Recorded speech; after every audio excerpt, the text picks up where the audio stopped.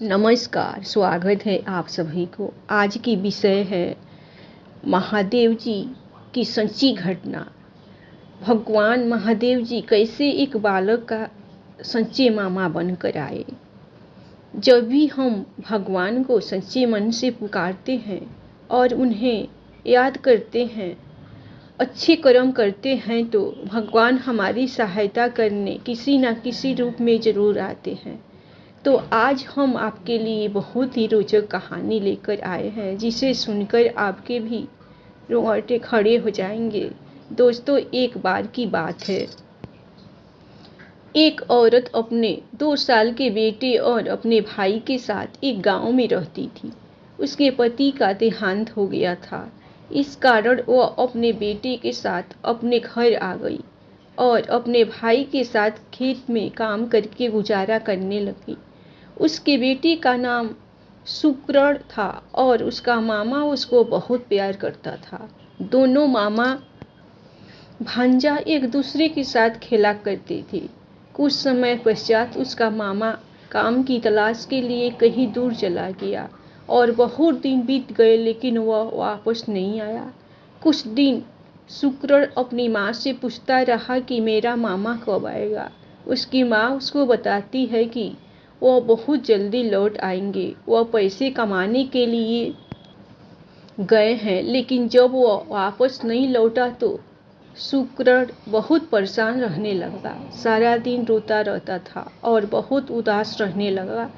उसकी माँ उसे ऐसा देखकर बहुत दुखी होती थी। एक तो उसे अपने भाई का दुख था कि पता नहीं उसका भाई जीवित भी है या नहीं, और ऊपर से उसका बेटा भी बहुत उदास रहता था। वो शिव की पूजा किया करती थी, तो उसने अपने बेटे से कहा कि बेटा, जब तक तुम्हारे मामा नहीं आते तुम शिव भगवान से बातें किया करो और उनको अपना मामा कहकर पुकारा करो। वह बच्चा बहुत बोला था और बहुत सच्चे दिल का था, तो वह ऐसे ही करने लगा, जिससे उसके मामा की याद उसे कम सताने लगी। और जब भी वह दुखी होता तो महादेव के सामने बातें किया करता था।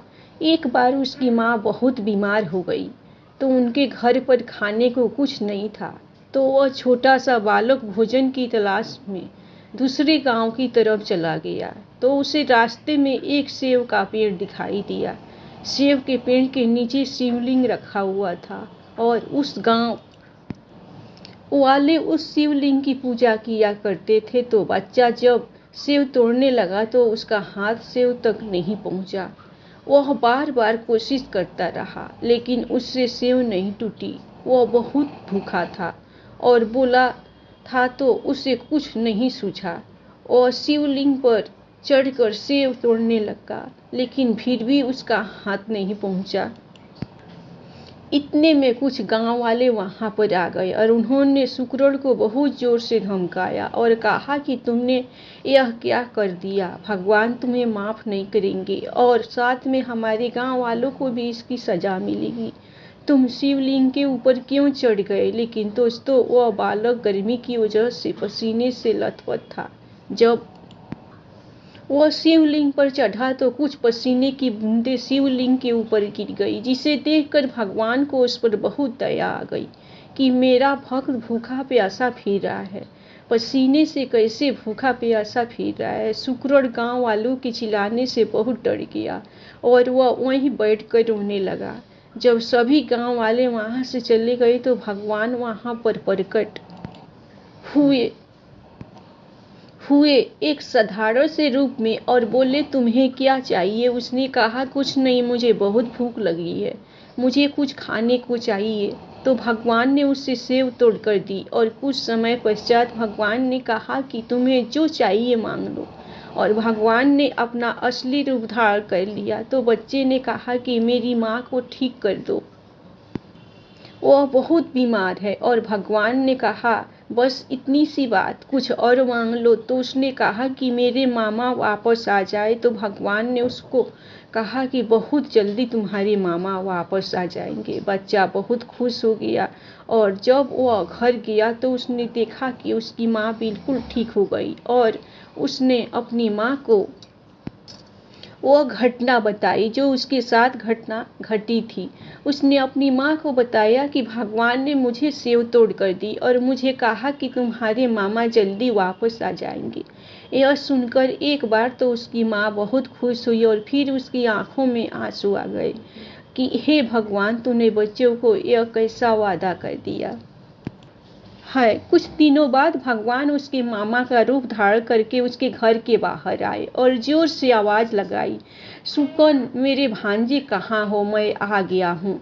तो उसकी माँ दौड़कर बाहर आई और अपने मामा की गोद में चढ़ गया। उसकी माँ यह सब देखकर बहुत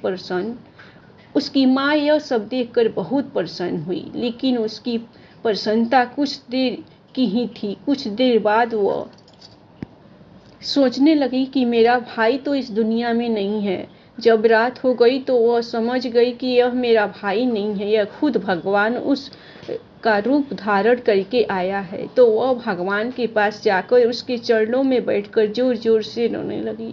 जब भगवान ने उसको देखा और कहा, तुम्हारा बेटा बहुत अच्छा है, मैं तुम्हारे बेटे के कोमल मन से बहुत परेशान हूँ, तो मुझे आना ही पड़ा, नहीं तो मेरा किया हुआ वादा झूठ हो जाता। अगले दिन सुबह भगवान शुक्र से कहता है कि मैं शहर वापस जा रहा हूँ पैसे कमाने के लिए। वहाँ पर मेरा बहुत बड़ा काम है, मेरा जाना जरूरी है। जब भी तुम्हें मेरी याद आए तो तुम मुझे दिल से पुकार लेना, मैं तुम्हारे पास जरूर आऊँगा। और ऐसा कहकर महादेव वहाँ से चले जाते हैं और उस बच्चे और महादेव का रिश्ता जन्मों का जुड़ जाता है। तो दोस्तों, देखा कैसे जब हम सच्चे मन से भगवान को पुकारते हैं तो वह चले आते हैं। धन्यवाद। आप लोगों को यह महादेव जी की और बच्चे की कहानी पसंद आए तो ये सच्ची घटना है। आप लोग दिल खुलकर लाइक सब्सक्राइब जरूर कीजिए।